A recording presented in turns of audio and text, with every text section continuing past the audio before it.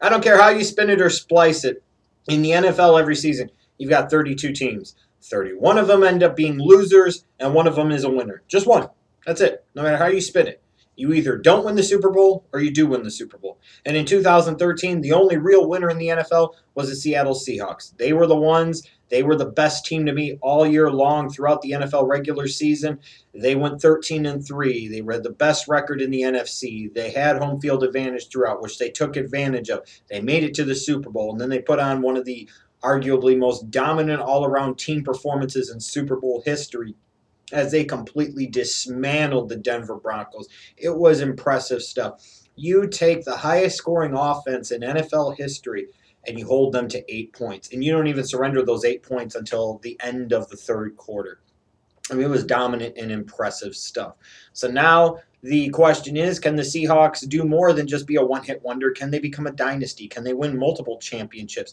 And what will 2014 bring, And just like with any Super Bowl champion, the offseason is going to be a little bit topsy-turvy. You know that there's going to be some turmoil, if you will. You're going to lose some pieces because other teams are going to see these guys that were a part of a Super Bowl championship team and overpay them for whatever damn reason. So gone are guys like Brandon Browner, Walter Thurman, Red Bryant, Chris Clemens, Clint McDonald, Golden Tate.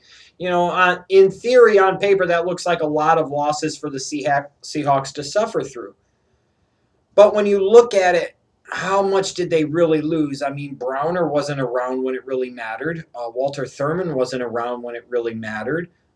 In terms of 2013, Red Bryant was a nice player for what they did, but he really wasn't much of a factor. Same thing with Clinton McDonald. Chris Clemens, a nice player, fit their system very nicely. But they've already got guys like Bennett and Averill who are better all-around defensive ends. You look at this Seahawks team, and you say, even with the loss of Golden Tate, okay, a nice player, but he wasn't a dominant player, and he sure as heck didn't make that much of an impact on the Seahawks. They lost some pieces, but they didn't lose anything that was crippling or potentially devastating. And while they didn't add much other than through the draft this offseason, you can sit there and say that the Seahawks are still relatively well positioned and they were able to absorb the blow of what they lost in the offseason without being too much off worse for the wear for it. Now, looking ahead to 2014, some of their strengths obviously start with the defense. You're talking about a front four that can still consistently, in my opinion, get pressure on opposing quarterbacks. You're talking about a linebacking core that's young with depth that can do a lot of different things, whether that's rush the quarterback or stop the run or play off in coverage and do a very good job of it. Then you're talking about perhaps the best secondary in the National Football League with Earl Thomas and Cam Chancellor, of course, Richard Sherman, a young player like a Byron Maxwell. I mean, that's a secondary that any NFL team would love to have. So that whole defense is still stacked, still loaded, still an elite unit.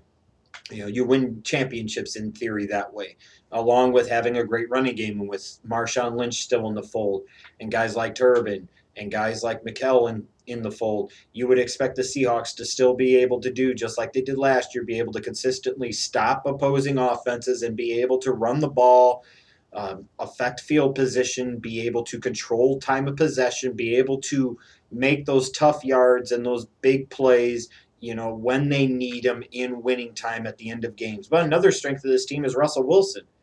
I mean, here's a guy that did a lot in year two, I think, to improve and grow his game. And here's a guy that made some big-time plays in some big-time spots and established himself as the unquestioned franchise quarterback of the Seattle Seahawks. And when you have a franchise quarterback, you're automatically better than more than half of the teams in the National Football League every year, no question about it.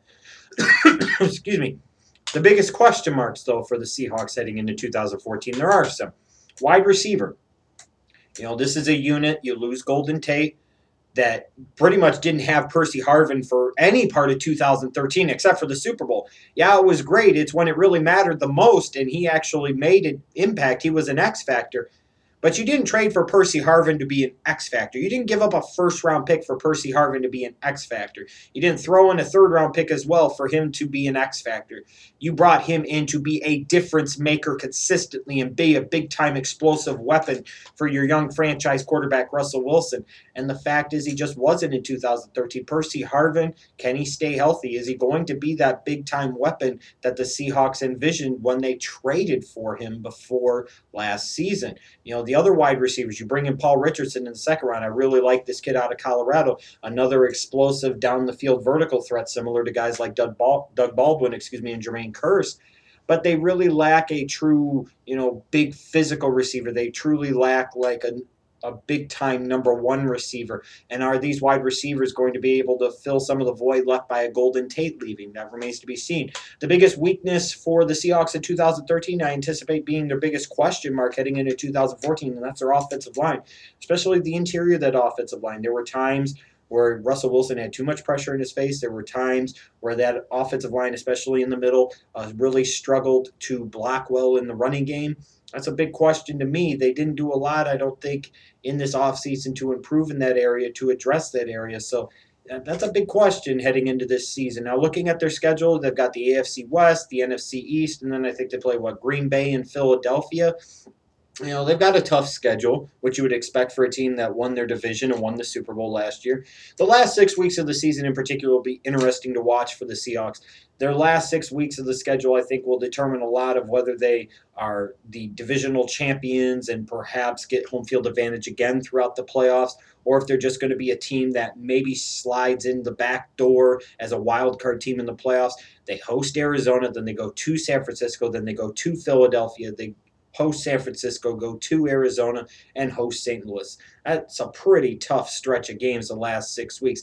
5 of the 6 games are divisional games at that. So it is one of those things that if the Seahawks are even sitting there heading into, let's say, week number 13 or whatever, and you're talking about week 12, and you're talking about this is a Seahawks team that's maybe sitting there at, maybe 7-4, 7-3, 8-2, they have a chance to really control their own destiny again with 5 of those last 6 games being in the division. They can create some distance and separation from themselves from the other teams, and they can also really make some hay in terms of the race in the NFC towards home field advantage. The keys to success for the Seahawks for 2014, they need improvements out of both their wide receiving unit and their offensive line, especially in the interior. They need some of these young defenders to step up to replace some of these guys that were lost via free agency in the offseason. Some of these players that haven't had to do much the past couple of years that you've kind of got waiting in the wings, they need to step up, because that's going to be key if the Seahawks want to be a consistent contender for years to come. If they want to be a team that potentially wins multiple Super Bowls and potentially goes on to become a dynasty, you've got to get some of these young faces and fresh faces to be able to step into the voids left by other people retiring or being cut or going somewhere else at free agency. It's also going to be important for the Seahawks to stay hungry and focused. Being a Super Bowl champion, now you're the champion, you've reached the top of the mountain, the pressure is there, and sometimes it can be overwhelming to repeat. You've got all the distractions and all of this and all of that and all the press that comes with being the champions, not to mention the fact that you have the target, the bullseye on your back, because now you're the one that everybody's chasing. Now you're the one that everybody is trying to knock off the mountaintop. The Seahawks have to stay hungry and they have to stay focused. And the only way you know for sure one way or another that that's going to happen is you have to wait to see how the season plays out. Ultimately, I still think the Seattle Seahawks will have a fine season. I think the Seahawks are still one of the truly elite teams in the NFC and the National Football League as a whole. I don't envision them being quite as successful in the regular season, only because, again, I talk about the fact that they're going to get everybody's best shot. And I feel like they might have those periods where maybe they don't play as hard as they should. I think this team will probably still go 11-5, maybe 12-4, but I think they'll finish second in the NFC West. But, that doesn't mean that they couldn't make some real noise come playoff time either.